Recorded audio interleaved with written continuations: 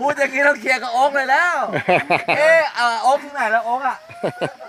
ใส่ของตัวเอง เอาโอ๊กไม่มาแล้ววันนี้โอ๊กไม่มาพี่ตุ้มเหงาแย่ดิเนี่ยตายแล้ว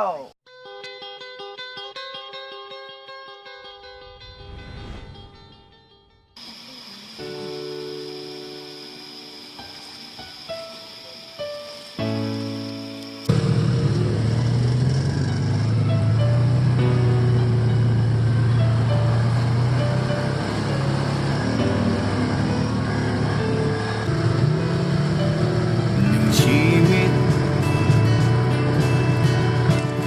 ที่อุทิศให้ทางที่เดินกวาดน้ำที่ต้องเผชิญก็ผ่านมามากมายชีวิตที่ไม่คิดละเลยจุดหมายที่ว่าไกลจะเท่าไหร่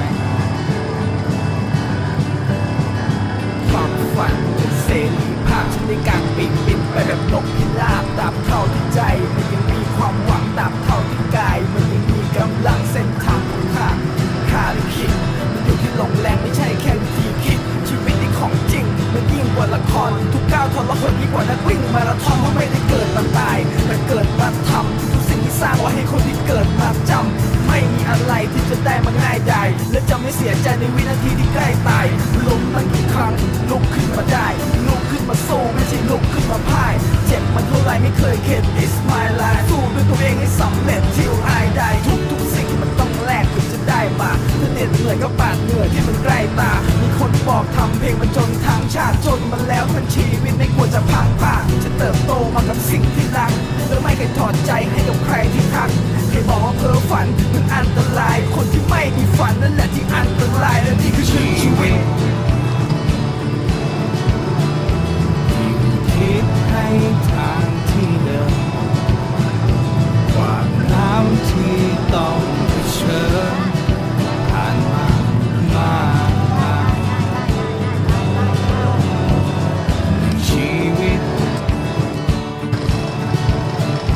ที่ไม่คิดละเลยจุดหมาย